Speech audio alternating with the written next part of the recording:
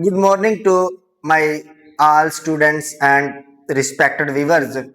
हम exercise 1.2 complete करने के बाद अब अगली एक्सरसाइज 1.3 की तरफ जा रहे हैं और इसका जो बुनियादी टॉपिक है, जो मेन आइडिया है इस एक्सरसाइज में, वो है कॉम्प्लेक्स पॉलिनोमियल्स का। अब स्टूडेंट्स सबसे पहले ना लिंक करते जाएं कि हमने किस किस्म के आइडियाज पढ़े और फिर उनको किस तरतीब से पढ़ा। देखिए, सबसे पहले उसने आपको कॉम्प्लेक्स नंबर्स के बारे में बताया कि कॉम्प्लेक्स नंबर्स होते क्या हैं। उसके बाद उसने आपको कॉम्प्लेक्स नंबर्स के लिए कुछ बुनियादी चीजें बताई कि ये जनाब आयोटा जो होता है, आयोटा की पावर ये लें तो ये बन जाता है, इतनी पावर हो तो ये बन जाता है, इस तरह की चीजें। फिर फर्दर ही फौरन उसने क्या किया कि आपको कॉम्प्लेक्स नंबर्स के ऊपर अलजेब्रिक ऑपरेशंस के बारे में तमाम बातें जो है वो बता दी। जहां पे आपने कॉम्प्लेक्स नंबर्स की प्रॉपर्टीज के बारे में डिस्कस किया था कि ये फील्ड की तमाम प्रॉपर्टीज को सेटिस्फाई करता है, तो वहां पे उसने आपको ये बातें भी बता दी कि कॉम्प्लेक्स नंबर्स के ऊपर बुनियादी अलजेब्रिक ऑपरेशन जो है वो एप्लीकेबल है। राइट हो गया। उसके बाद हमने अगले कॉन्सेप्ट में पढ़ा कि इनको हम कॉम्प्लेक्स प्लेन या आर्जेंट प्लेन के ऊपर भी रिप्रेजेंट कर सकते हैं। देखिए, सबसे पहले हम क्या करेंगे, फर्क करते जाएंगे कि रियल नंबर्स और कॉम्प्लेक्स नंबर्स में वो कौन से बुनियादी जो है वो डिफरेंसेस हैं जिनकी बुनियाद के ऊपर हमने इनको एक अलग दुनिया करार दे दिया, एक अलग सेट बना दिया। एक बात। दूसरी बात यह है, क्या जो काम हम रियल नंबर्स के ऊपर करते आए हैं या कर रहे थे, वो तमाम काम हम कॉम्प्लेक्स नंबर्स के ऊपर भी कर सकते हैं या नहीं। तो इन बातों को हर किस्म यानी कि कॉम्प्लेक्स नंबर के सेट को हर लिहाज से जांचने और परखने का नाम ही आपकी एफएससी पार्ट 1 का फर्स्ट चैप्टर है। बात समझ में रहे हैं। तो इसमें इन्होंने फिर क्या किया, वो तमाम प्रॉपर्टीज के बाद स्क्वायर रूट लेना सिखा दिया आपको कि किसी कॉम्प्लेक्स नंबर का स्क्वायर रूट किस तरह लिया जाता है। ये बातें आप रियल नंबर के लिए पढ़ रहे हैं। क्लास 8th में आपने किसी रियल नंबर का स्क्वायर रूट फाइंड करना सीखा हुआ है, ठीक है, दो मेथड से। तो आप वो अगर आपको नहीं आता तो वो भी आप छोटी क्लासों में से किसी कोई लेक्चर देख सकते हैं कि वो किस तरह फाइंड किया जाता है। बड़ा आसान तरीका है। फिर 9th-10th में आके आपने अलजबरा पढ़ा।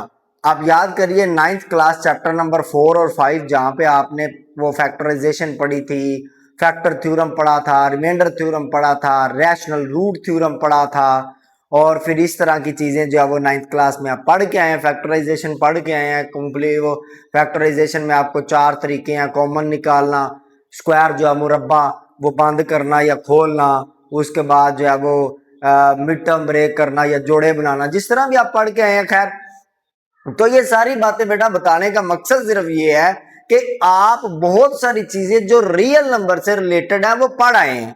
अब वो सारी बातें ये अप्लाई करने जा रहा है कॉम्प्लेक्स नंबर्स के ऊपर। राइट जी। तो आपने वो तमाम काम करके देखने हैं कॉम्प्लेक्स नंबरों के ऊपर भी। आपने इनको जमा किया, तकसीम किया, जरब किया, माइनस किया, और उसके बाद आपने स्क्वायर रूट फाइंड किया, इनको कॉम्प्लेक्स प्लेन के अंदर अपना जो है वो प्रेजेंट किया। ये सारे काम आप रियल नंबरों में भी करते आए हैं, लेकिन इनका टेस्ट जरा डिफरेंट है, इनका प्रोडक्ट लेना मुख्तलिफ है, इनकी तकसीम मुख्तलिफ है, इनको ऐड और सब्ट्रैक्ट करना मुख्तलिफ है। रियल नंबरों का जो जायका था वो कुछ और था। अब स्टूडेंट, जहां पे हम पढ़ने जा रहे हैं कॉम्प्लेक्स पॉलिनोमियल, याद रखिएगा इसमें नई चीज सिर्फ कॉम्प्लेक्स चीज है, बाकी पॉलिनोमियल का सारा कॉन्सेप्ट जो है वो गाइस आप पढ़ आए हैं। कहां पे पढ़ आए हैं? 9वीं क्लास चैप्टर नंबर 5 को का जो आगाज था वो आपका था ही पॉलिनोमियल्स के ऊपर, ठीक है। तो आप ये सारी बातें तो पढ़े। उसके बाद फर्दर जब आप क्लास 10 में चैप्टर 1 था जो आपका, वो क्या था? क्वाड्रेटिक इक्वेशन, जो कि फिर से एक पॉलिनोमियल थी, दो दर्जी पॉलिनोमियल थी।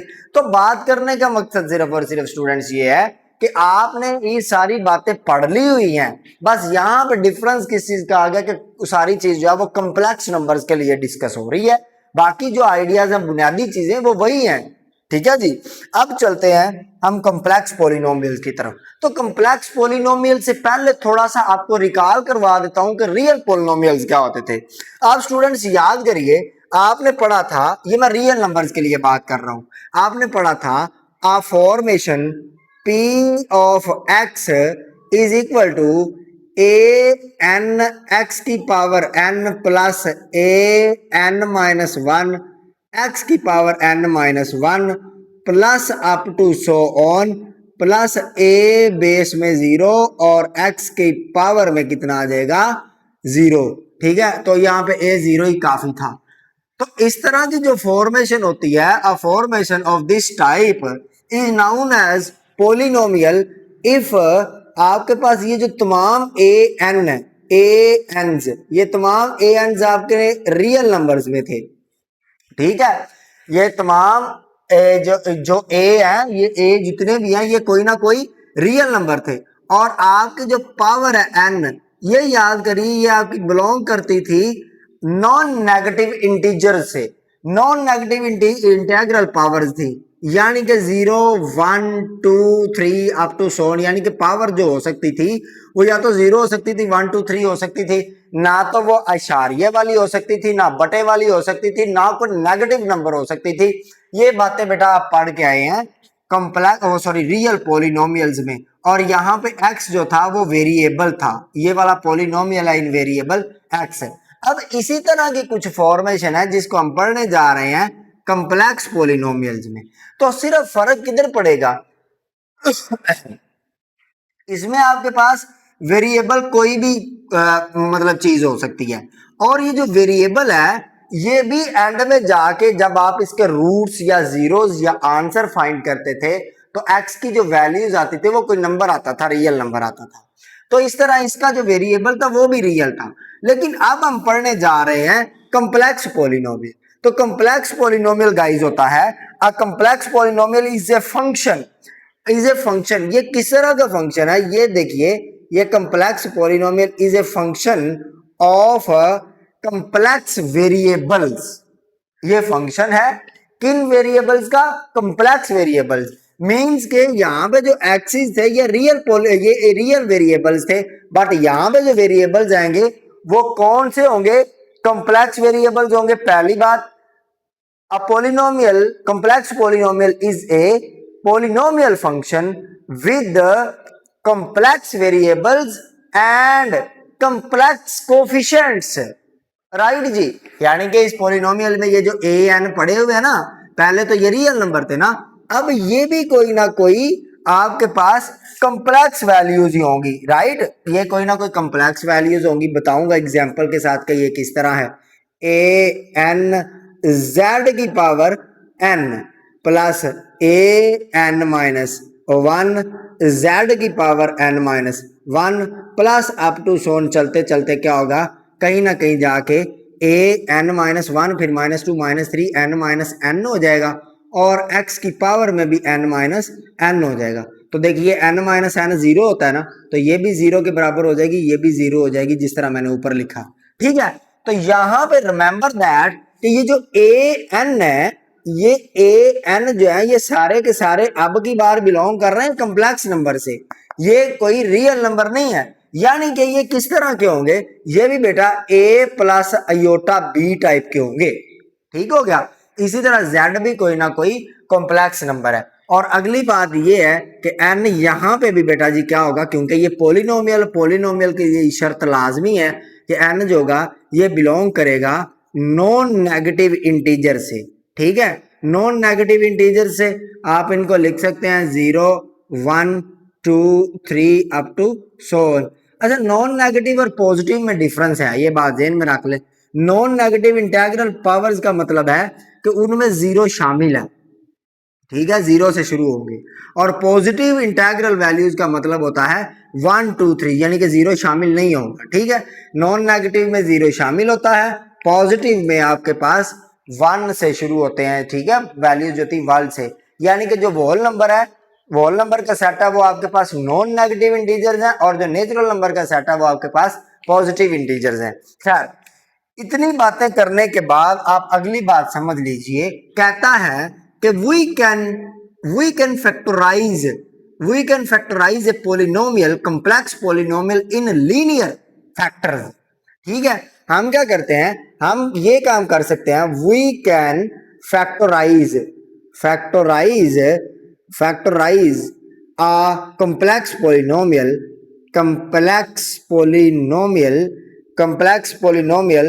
in linear factor। ये काम कहाँ से आ गया, ये बात कहाँ से आ गई जी। अब ये बात देखिए, ये बात समझनी बहुत जरूरी है, क्योंकि हमारा इस चैप्टर को पढ़ने का, इस एक्सरसाइज को पढ़ने का सारा काम इसी चीज के ऊपर है। कहता है हम किसी भी कम्प्लेक्स पॉलिनोमियल का लीनियर फैक्टर बना सकते हैं, तो यस बना सकते हैं। देखिए तरीकेकार क्या है वो हम आगे जाके पढ़ने वाले हैं। सबसे पहले हम देखते हैं क्या हमने किसी रियल पॉलिनोमियल को रियल फैक्टर अपना लीनियर फैक्टर में लिखा था, तो यस लिखा था। देखिए अगर मैं आपको बोलूं कि आपने ये वाली जो लीनियर पॉलिनोमियल है p of x is equal to x square plus 2x plus 1, इसके लीनियर, ये तो क्वाड्रेटिक पावर 2 में पड़ी है ना, पावर 2 आपको पता है पॉलिनोमियल ऑफ पावर 2 जिसकी डिग्री 2 हो या जो सबसे बड़ी पावर है वो 2 हो, उसको हम क्या बोलते हैं, क्वाड्रेटिक पॉलिनोमियल या क्वाड्रेटिक इक्वेशन बोलते हैं। तो ये जो पॉलिनोमियल पढ़ा हुआ है इसको आप 1 डिग्री में यक दर्जी मसावात आप पढ़ के आए हैं नामी 10वीं में, उर्दू में 10वीं क्लास चैप्टर 1 में, तो आप इसको डिग्री 1 में कन्वर्ट कर सकते हैं। देखिए किस तरह आप इसके फैक्टर बनाएंगे तो ये बन जाएंगे x plus 1 into x plus 1। ठीक है, अब ये किस तरह बनता है, ये बात की बात है, ये आपने पीछे पढ़ा होगा सारा कुछ। ठीक है, ये आपके पास बन जाएगा इस तरह x का स्क्वायर प्लस 1 का square plus 2 into 1 multiply by x, तो इस तरह ये आपके पास मुकम्मल मुरब्बा हो जाएगा। तो x plus 1 into x plus 1 लिख सकते हैं। ठीक है, तो अब ये देखिए इसकी पावर 1 आ गई है। ठीक, तो हमने जिस तरह से, ये आपके पास कौन सा पॉलिनोमियल है, रियल पॉलिनोमियल है। इस रियल पॉलिनोमियल को हमने, रियल पॉलिनोमियल कौन सा, ये डिग्री 2 का है, तो ये कहता है we can factorize a complex polynomial.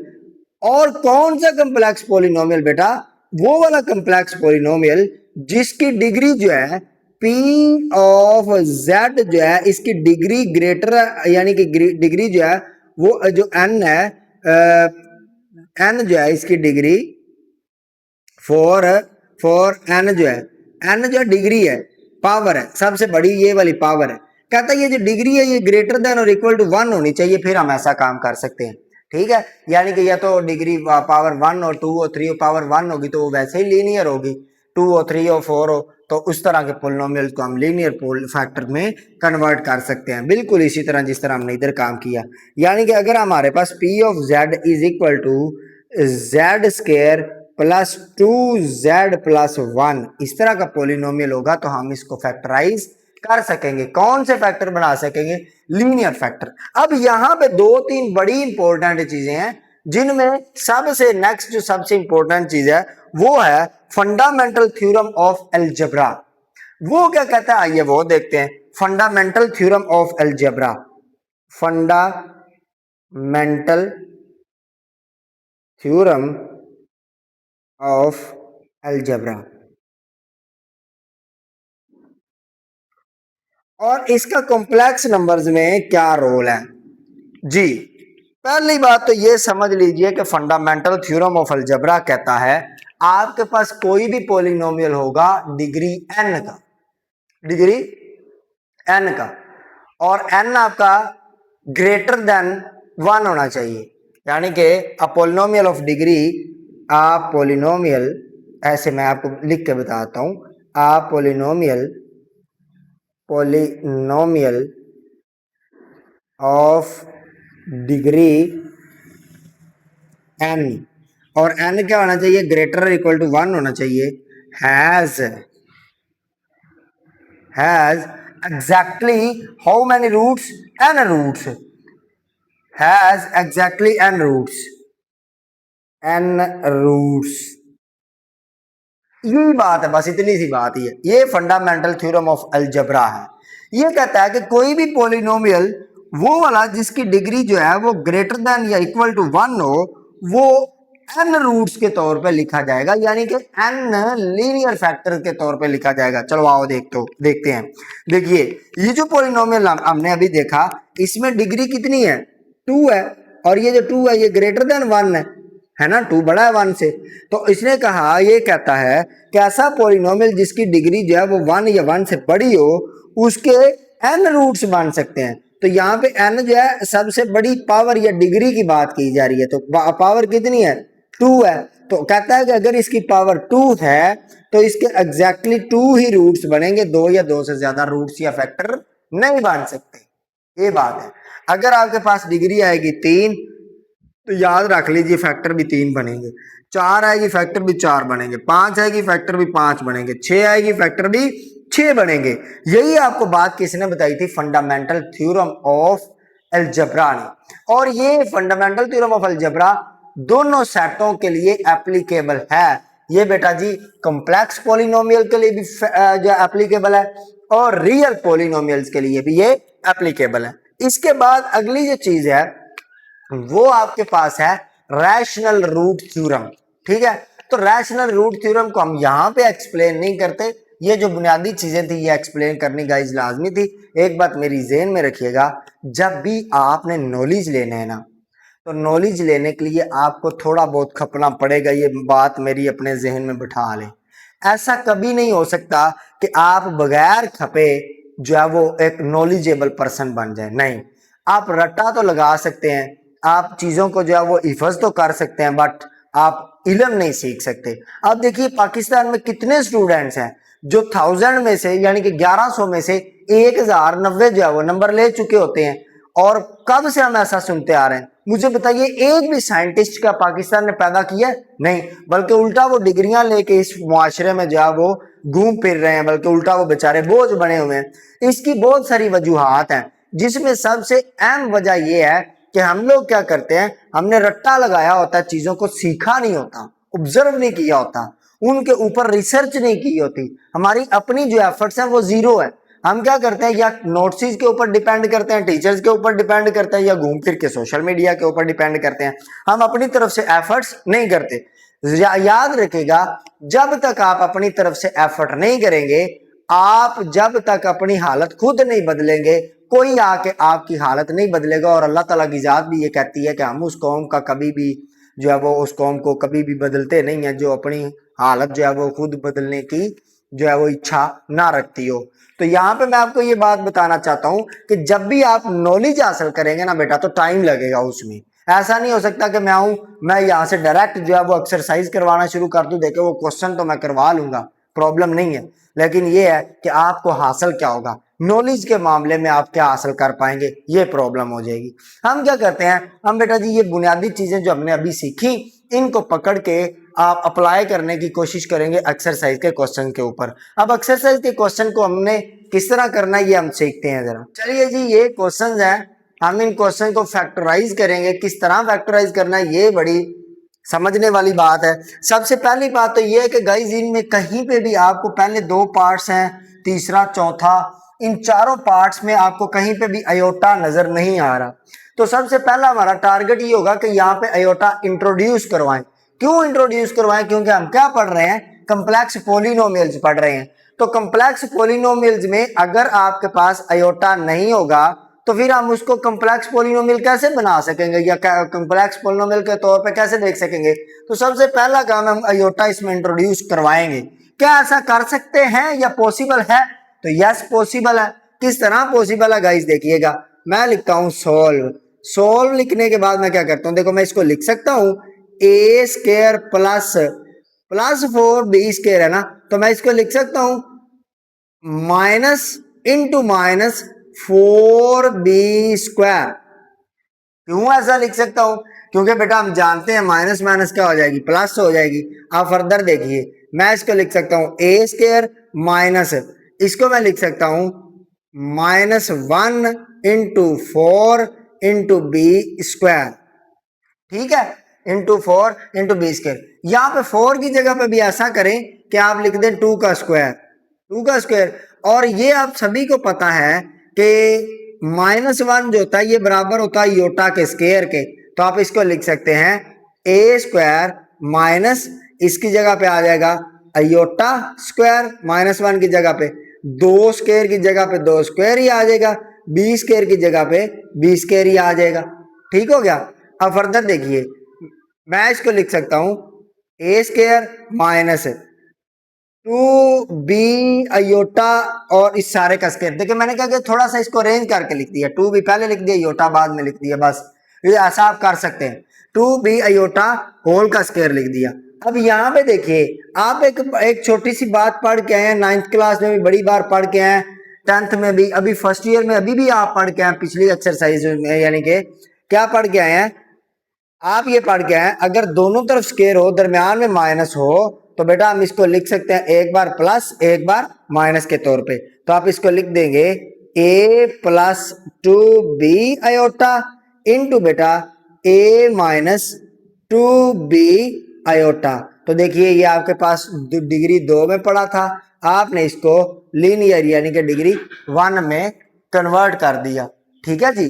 तो यूं आप किसी भी क्वाड्रेटिक या किसी भी डिग्री की पॉलिनोमियल को डिग्री 1 में कन्वर्ट कर सकते हैं। बिल्कुल इसी तरीके के साथ हम पार्ट 2 को भी देखते हैं। पार्ट 2 देखिए जरा, हम इसको लिख सकते हैं, मैं इसको रेज कर देता हूं, अब आपको आइडिया तो हो ही गया है बेटा। इसको लिखेंगे सोल्व करने के बाद हम इसको लिख सकते हैं, देखिए 9a square minus 16ab b का स्क्वायर, ठीक है 16b का स्क्वायर। अब देखिए इसको आप लिख सकते हैं, देखिए आप कन्वर्ट करते जाएं, 9a स्क्वायर है ना, तो मैं इसको लिख सकता हूं, अभी चलो इसको ऐसे ही रहने दें, 9a स्क्वायर माइनस, इधर देखें -1 की जगह पे मैं क्या लिख सकता हूं, अयोटा स्क्वायर लिख सकता हूं ना।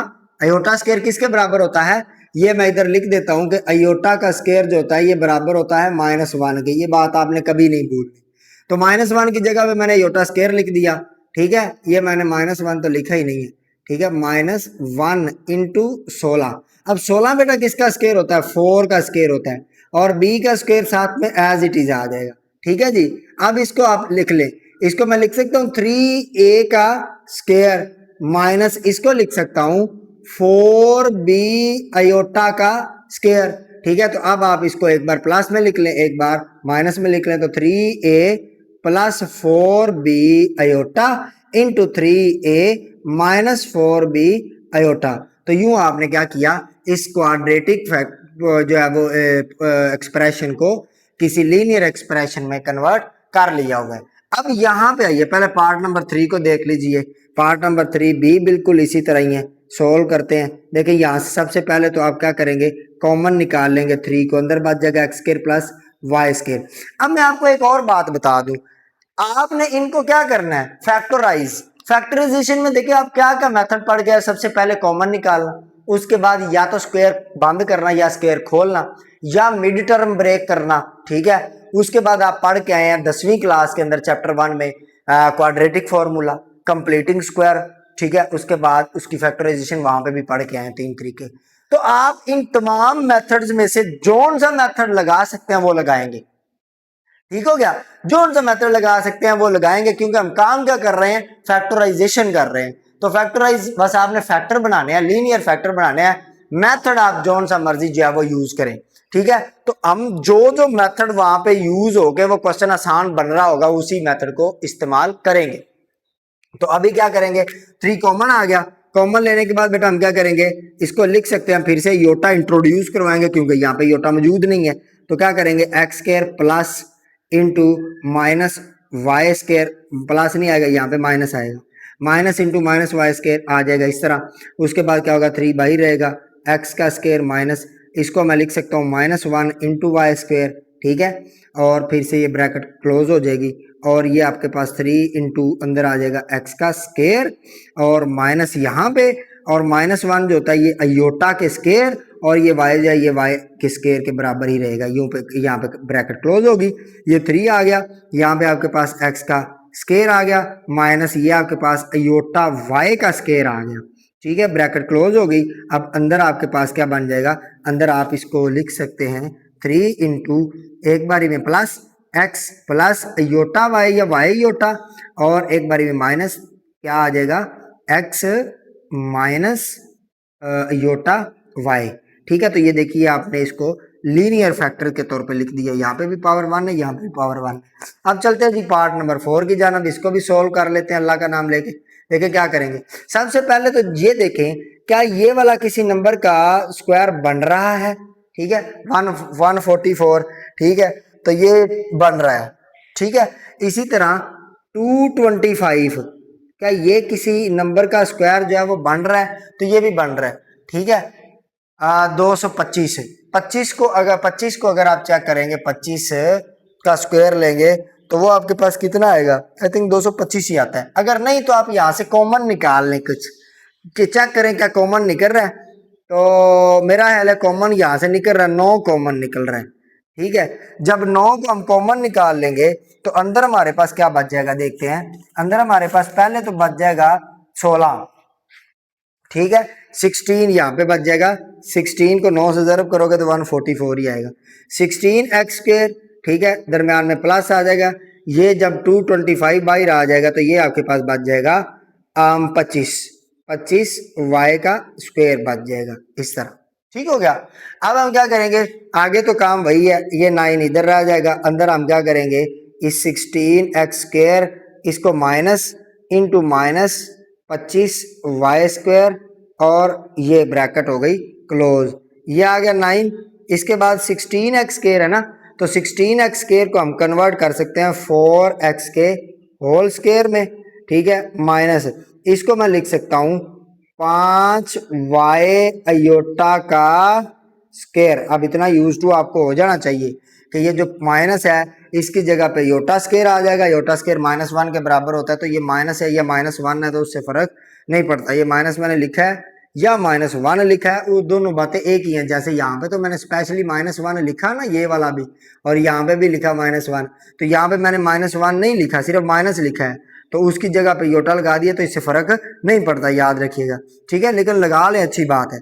तो आप क्या करेंगे, इसको इस तरह और इसको इस तरह लिख सकते हैं। अब क्या होगा जी, होगा ये कि दोनों तरफ स्क्वायर, दरमियान में माइनस, तो एक बार प्लस एक बार -4x प्लस आपके पास आ जाएगा 5y अयोटा इंटू बाबा जी 4x माइनस 5y अयोटा। लो जी, ये आपके पास इस क्वेश्चन के लिए लीनियर फैक्टर बन चुके हुए हैं, ठीक है जी। ये इस क्वेश्चन के लिए लीनियर फैक्टर बन गए। अब चलते हैं नेक्स्ट क्वेश्चन की तरफ, फिफ्थ पार्ट। ये वाला पहला पार्ट है जिसमें आपके पास 3 टर्में आ गई हैं। ये चारों क्वेश्चन जो थे, ये चारों पार्ट्स दो टर्म्स के ऊपर मुश्तमिल थे। अब ये वाले जो पार्ट्स हैं, इनमें आपके पास 3 टर्म्स हैं। अब 3 टर्म्स के लिए आप क्या करते थे, याद करिए। या तो बेटा जी आप फैक्टराइज करते थे, या स्क्वायर बंद करते थे, मुरब्बा मुकम्मल कर लेते थे, या फिर अगर फैक्टराइजेशन मुरब्बा अगर जो बंद नहीं हो रहा होता तो फिर आप क्या करते थे, इनके ऊपर क्वाड्रेटिक फॉर्मूला लगा देते थे, ठीक है। यही 3 काम होते थे ना। तो अब हम इसको देखेंगे, जोन सा मेथड हमारे पास अप्रोप्रिएट हुआ हम उसको यूज करके इनको सोल्व करेंगे। सबसे पहली बात तो ये है कि इसको हम क्या करेंगे, क्वाड्रेटिक इक्वेशन बना लेंगे, क्वाड्रेटिक कम्प्लेक्स पोलिनोमियल बना लेंगे। तो सोल्व लिखते हैं, ठीक है। मैं इसको लिख सकता हूं z² -2z अयोटा या योटा z, इसको मैं लिख सकता हूँ माइनस इंटू प्लस इंटू -1, ठीक है। ये माइनस प्लस माइनस हो गया, वही चीज बन जाएगी। अब इसको लिख सकते हैं z² -2z अयोटा, और ये -1 जो है ये किसकी जगह पे क्या लिख सकते हैं, इसकी जगह पे लिख सकते हैं अयोटा का स्क्वायर लिख सकते हैं, ठीक है। क्या लिख सकते हैं, अयोटा का स्क्वायर। तो अब आपको पता है मिड टर्म को हमने इस तरह ब्रेक करना होता है कि जमा या माइनस करने से वो खुद आए और ज़रब करने से लास्ट वाली टर्म आए। तो लास्ट वाली टर्म हमारे पास क्या, अयोटा का स्क्वायर है। दरमियान वाली टर्म हमारे पास -2 अयोटा है। जेड तो आपके पास कॉम्प्लेक्स वेरिएबल चल रहा है, असल चीज तो यहाँ पे आपके पास 2 अयोटा है। तो देखो मैं क्या करता हूँ, मैं 2 फैक्टर ये वाले ढूंढ लूँ, अगर minus iota into minus iota, minus iota into minus iota, तो ये आपके पास क्या हो जाएगा, माइनस माइनस प्लस हो जाएगी, और अयोटा इंटू अयोटा अयोटा का स्क्वायर बन जाएगा। इसी तरह अगर मैं माइनस अयोटा को ऐड कर देता हूं तो ये आपके पास -2 अयोटा बन जाएगा ना। तो जेड तो साथ में वैसे ही चलता रहेगा, बिल्कुल इसी तरह जिस तरह आपके पास, आप याद करें कॉम्प्लेक्स नंबर में आपके पास जो मिड टर्म होती थी उसमें आप मिड टर्म को जब ब्रेक करते थे तो साथ में एक्स होता, तो एक्स तो नहीं आप लिखते थे, इसी तरह जेड भी हमने नहीं लिखा। तो अब मैं इसको ब्रेक कर दिया हूं, इसके पार्ट्स मैंने मालूम कर लिए, यानी कि फैक्टर मैंने मालूम कर लिए, क्या बनेंगे, माइनस अयोटा और माइनस अयोटा बनेंगे, ठीक है जी। तो मैं इसको लिख देता हूं z² माइनस अयोटा z, एक बारी और माइनस अयोटा z, और साथ में आ जाएगा प्लस अयोटा का स्क्वायर आ जाएगा, ठीक है। तो अब आपके पास ये 3 टर्मों से 4 टर्मों में कन्वर्ट हो चुकी है, तो आप इसके फैक्टर बना सकते हैं, यानी कि जोड़े बना सकते हैं। जो कि आप अक्सर बच्चे इसका नाम रख देते हैं कि जोड़े बनाना, और जोड़े ही बन गए। तो क्या होगा, यहाँ से z कॉमन आ जाएगा, z जब कॉमन निकालेंगे अंदर बच जाएगा z माइनस अयोटा। इसी तरह यहाँ से माइनस का अयोटा कॉमन आ जाएगा तो अंदर बच जाएगा z माइनस, आपको पता है जब माइनस बाहर आती है अंदर वाली लामत चेंज हो जाती है, z माइनस अयोटा, क्योंकि यहाँ पे दो योटे पड़े हुए हैं तो एक बाहर आ जाएगा एक अंदर आ जाएगा। तो यहाँ से क्या बन जाएगा, z माइनस अयोटा, ये वाला कॉमन आ जाएगा क्योंकि ये इधर भी है इधर भी है। बाकी क्या बच जाएगा, z माइनस अयोटा। तो देखिए स्टूडेंट्स, आपने इसको लीनियर फैक्टर्स में कन्वर्ट कर दिया है, किसी क्वाड्रेटिक कॉम्प्लेक्स पॉलिनोमियल को लीनियर कॉम्प्लेक्स पॉलिनोमियल में कन्वर्ट कर दिया है। और इसके जो रूट्स हैं, इसके फैक्टर्स जो हैं लीनियर फैक्टर, वो कितने बने हैं, जितनी यहाँ पे डिग्री थी, और ये डिग्री देखें ग्रेटर देन 1। तो आपने ये जब पढ़ा था फंडामेंटल थ्योरम ऑफ अलजेब्रा, वहां पे आपने देखा कि जितनी यहाँ पे डिग्री होगी उतने ही ये रूट्स बनेंगे। हर जगह पे देख लें दो ही बन रहे हैं लीनियर रूट्स, ठीक है। अब इसको भी चेक कर लेते हैं। अब सबसे पहले मुझे ये बताइए, क्या कोई दो नंबर ऐसे हैं जिनको ज़र्ब करें तो आपके पास 13 बन जाए और जमा या माइनस करें तो आपके पास 6 बन जाए?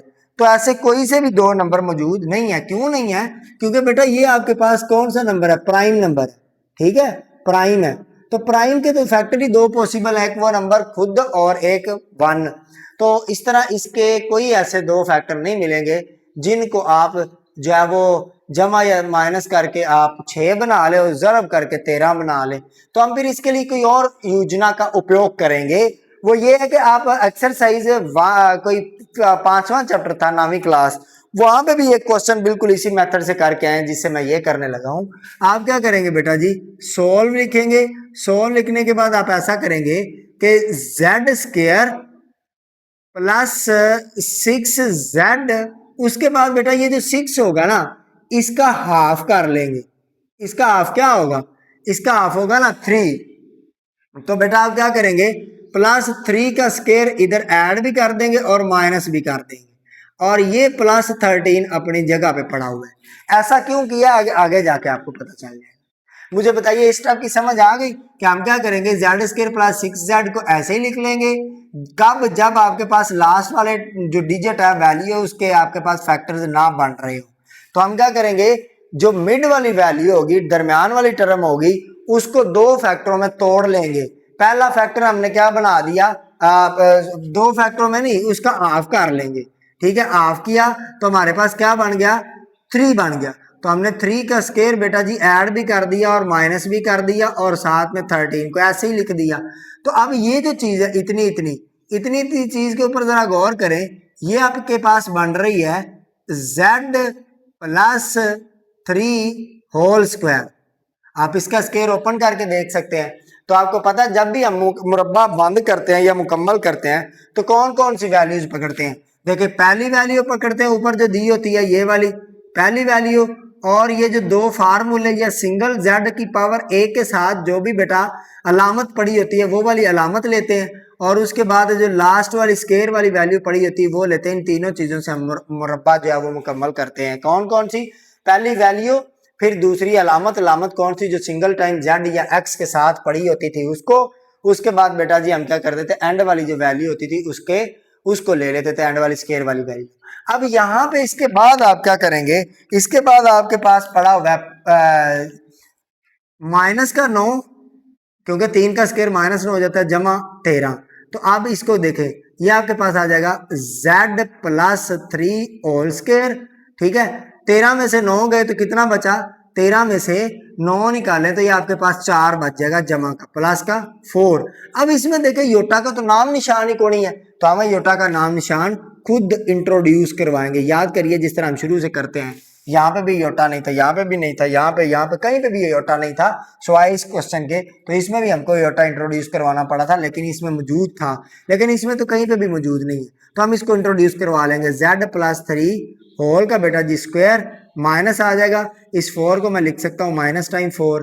अब फर्दर क्या करेंगे, ये आपके पास आ जाएगा z प्लस 3 का स्क्वायर, और ये माइनस आ जाएगा, इसको मैं लिख सकता हूँ योटा स्क्वायर इंटू 4 को लिख सकता हूँ 4 स्क्वायर, सॉरी 2 का स्क्वायर, योटा 4 को क्या लिख सकता हूँ 2 स्क्वायर। अब ये मैंने -4 की जगह पे योटा स्क्वायर 2 स्क्वायर कैसे लिख दिया, देखो -4 को मैं लिख सकता हूँ -1 इंटू 4, -1 इंटू 4 लिख सकता हूँ। -1 देखिए किसके बराबर है, योटा स्केयर के, तो -1 की जगह पे योटा स्केयर लगा दिया। 4 आपको पता है 2 का स्केयर होता है, तो इस तरह मैंने लिख दिया।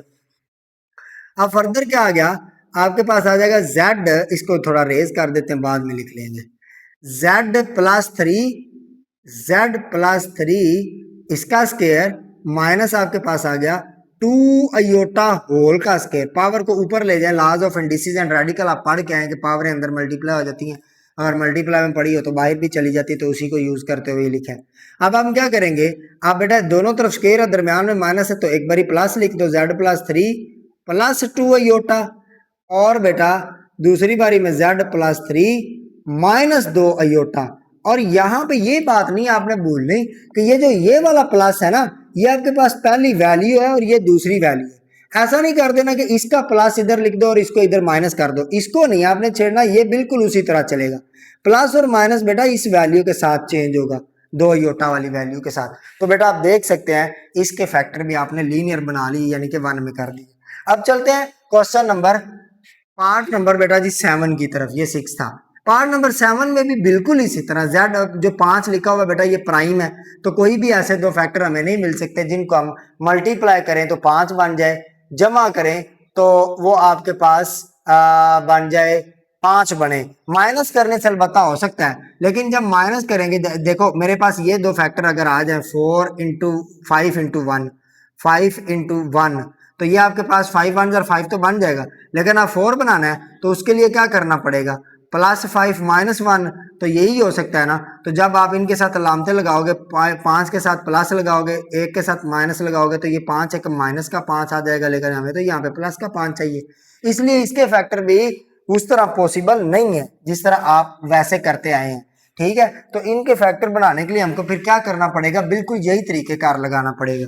तो किस तरह करेंगे, इस तरह करेंगे z² +4z। आपने अभी सीखा कि z के साथ जो वैल्यू पड़ी होती है उसका हाफ कर लेते हैं, तो इसका हाफ क्या होगा, 2 का स्केयर बेटा, तो 2 होगा ना 2, तो 2 का स्केयर आपने ऐड भी कर देना और सब्ट्रैक्ट भी कर देना, 2 का स्केयर ऐड भी कर देना, सब्ट्रैक्ट भी कर देना, और साथ में 5 वैसे ही छोड़ देना।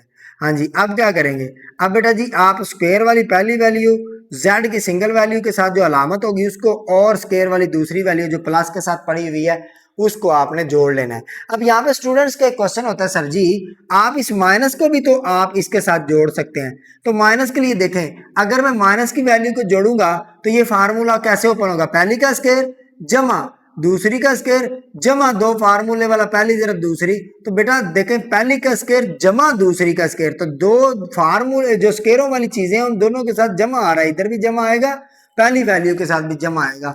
इसलिए हमेशा याद रखना है कि आपने स्क्वायरों के साथ हमेशा प्लस वाली वैल्यू रखनी, ये माइनस इसके साथ लगा के तो फार्मूला बंद नहीं कर लेना। ठीक है, तो ये आ जाएगा z+2 होल का स्केयर, अब ये आ जाएगा माइनस का 4 प्लस का 5। ठीक है, तो ये z-2 होल का स्केयर, ये आपके पास प्लस का 1 बच जाएगा, देखो 5 में से 4 निकले तो 1 बचते हैं, और इस 1 को मैं योटा के तौर पे इंट्रोड्यूस करवा सकता हूँ इसमें, z-2 का स्केयर इधर आ जाएगा -1, और ये सभी बच्चे आप जान चुके हैं कि -1 जो होता है ये आपके पास किसके बराबर होता है, ये आपके पास योटा के स्क्वायर के बराबर होता है। तो देखिए दोनों तरफ स्क्वायर आ गया, दरमियान में माइनस भी आ गई, तो एक बार प्लस कर देंगे एक बार माइनस कर देंगे, z-2 और plus iota into z-2 minus iota, तो देखें ये आपके पास 2 लीनियर फैक्टर्स जो है वो बन चुके हुए हैं। ठीक है, अब इसी के साथ साथ हम लास्ट वाला पार्ट करके यहां तक वाइंड अप करते हैं, बाकी के जो क्वेश्चन है वो इंशाल्लाह आपको अगली वीडियो में मिलेंगे। ठीक हो गया जी, अब क्या करते हैं जी, आखिरी पार्ट है 2z² -22z क्वेश्चन है, ये थोड़ा लंबा क्वेश्चन है, 2z² -22z और प्लस है जी 65। ठीक है जी, मुश्किल नहीं है, यह बात याद रखिएगा, मुश्किल नहीं है ये। हाँ जी, किस तरह करेंगे, सॉल्व करते हैं जी।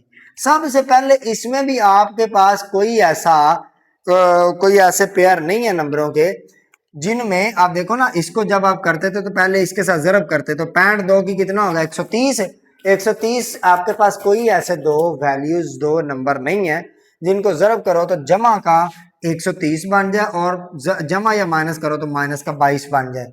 इसलिए हमने इसको, देखिए इधर मैं खप नहीं सकता इतना, वरना मैं इधर खपूं पहले आपको बताऊं कि ये किस तरह ऐसे नंबर नहीं बनते, या 130 किन किन नंबरों को जरब करने से बनता है और उनको जमा या माइनस करने से कहीं भी माइनस का 22 नहीं बनता।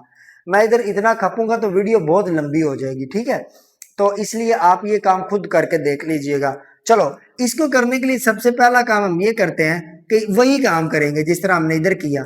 तो उसको करने के लिए सबसे पहले हमारे पास z का जो स्केयर है वो देखे, उसके साथ 1 पड़ा होना चाहिए, यानी कि कुछ भी नहीं है, ना इधर है कुछ ना इधर है, तो इधर 2 आ गया। अब 2 किसी का भी स्केयर नहीं है, यानी कि मैं 2 को किसी का स्केयर तो नहीं है 2, तो मैं क्या करूंगा, इसको कॉमन निकाल दूंगा पहले से ही।